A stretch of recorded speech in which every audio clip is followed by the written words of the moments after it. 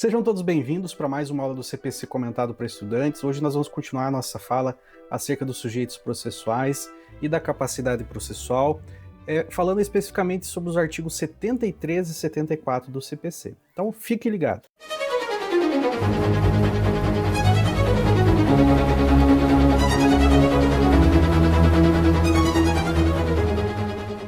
Bom, pessoal, antes de iniciar nossa aula, como eu sempre digo, nós temos uma lista de e-mail chamada Diário do Processualista.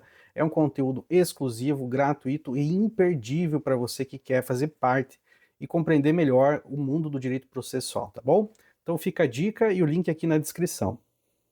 Bom, para iniciar a nossa aula de hoje, então vamos fazer a leitura atenta dos dispositivos, iniciando pelo artigo 73, o qual eu vou colocar na tela para vocês, tá bom? Estamos combinados?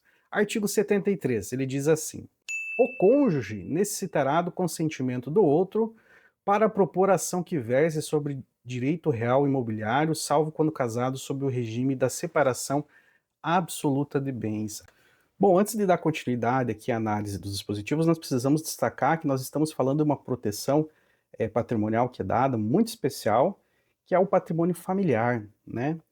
A existência de um patrimônio entre esses cônjuges, né, que convivem, né, dentro de um casamento, etc., ou dentro de uma união estável, tem uma proteção especial no nosso ordenamento por conta das repercussões que, eventualmente, algum tipo de perda patrimonial pode ocasionar a essa família, né? E quando nós falamos aqui em família, nós estamos dando uma interpretação ampla, né? Estamos incluindo também a união estável, estamos pensando também nos filhos, né, que fazem parte dessa união. Então, qualquer perda patrimonial que atinge essa entidade familiar, ela é muito significativa, né, e causa repercussões para além da família, né, causa repercussões sociais e também jurídicas.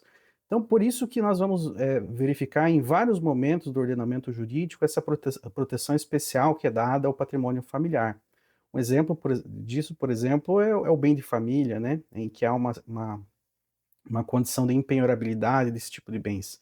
E aqui, quando nós estamos falando em competência, quando nós estamos falando em litígios que envolvem esse tipo de patrimônio, vocês vão observar que nós também estamos falando da mesma proteção, tá? Então é possível observar que o artigo 73, ele condiciona, né, que qualquer tipo de ação que verse sobre o direito real imobiliário é obrigatório o consentimento do outro cônjuge. Nós estamos falando aqui de uma proteção patrimonial. Então, para que um dos cônjuges se envolva em qualquer tipo de negócio jurídico, que muitas vezes pode até implicar um risco patrimonial para essa família, é necessariamente obrigatório o consentimento do outro cônjuge, né? E essa parte final que nós podemos observar que ela cria uma exclusão justamente porque a condição patrimonial que esse casal vive justamente de divisão, né? Na separação absoluta de bens, cada um tem o seu patrimônio individualizado, né? Então não há necessidade desse consentimento, obviamente.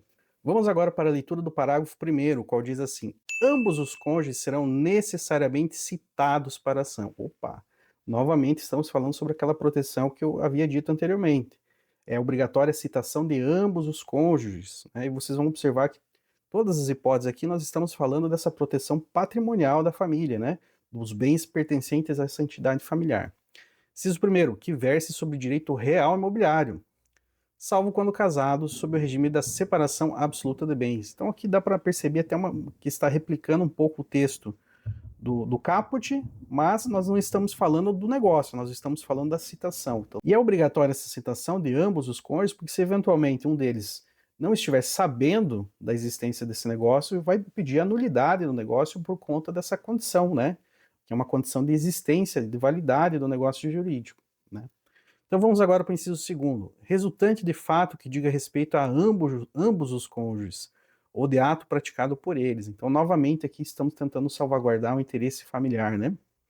O interesse de negócios jurídicos e do patrimônio familiar. Inciso terceiro, fundado em dívida contraída por um dos cônjuges a bem da família. Olha só. Então, estamos protegendo também o patrimônio da família aqui de eventualmente existem cônjuges que gastam muito dinheiro, gastam deliberadamente, talvez sem anuência do outro cônjuge, né? Por isso que é tão importante que essa citação seja realizada para os dois. Inciso quarto, que tenha por objeto o reconhecimento, a constituição ou a extinção de ônus sobre imóvel de um ou de ambos os cônjuges. Novamente, a mesma proteção. Parágrafo 2º. Nas as ações possessórias, a participação do cônjuge, do autor e do réu somente é indispensável nas hipóteses de composse ou de ato por ambos praticado. Parágrafo 3º. Aplica-se o disposto desse código à união estável comprovada nos autos. Então, a união estável ela ganha essa proteção tal qual um casamento convencional, né?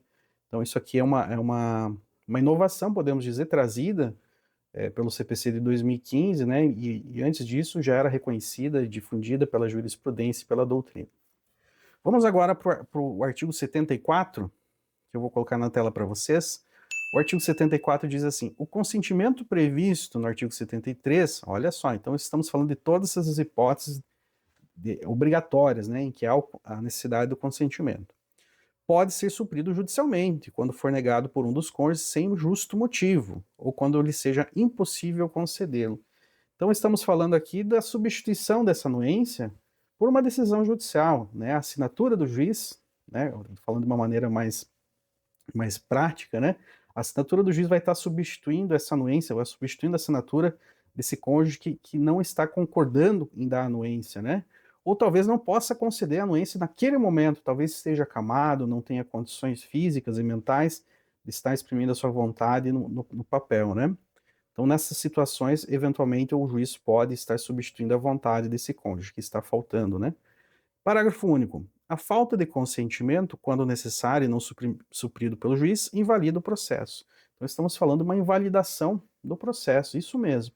Então, imagine que o processo, às vezes, já está caminhando, já está tramitando, e de repente se descobre que falta o torga uxora, né? Falta, talvez, a citação do cônjuge, ou a anuência do cônjuge lá no negócio jurídico. Então, todos esses atos vão ser invalidados porque eles não podem prejudicar esse cônjuge, não podem prejudicar, eventualmente, o patrimônio dessa família, dessa entidade familiar, tá bom? Bom, pessoal, espero que esse conteúdo tenha sido proveitoso para vocês. Se você gostou, deixa seu like, deixa seu comentário, compartilha com os amigos e não esquece de curtir o nosso canal, tá bom? E se você também tem interesse em adquirir uma boa obra chamada Negócios Jurídicos Processuais Atípicos, pela editora Dialética, eu vou colocar no final do vídeo um QR Code de redirecionamento, e aqui na descrição também tem um link que vocês podem acessar e fazer a aquisição. É um ótimo livro, tá bom? Dito isso, um grande abraço a todos.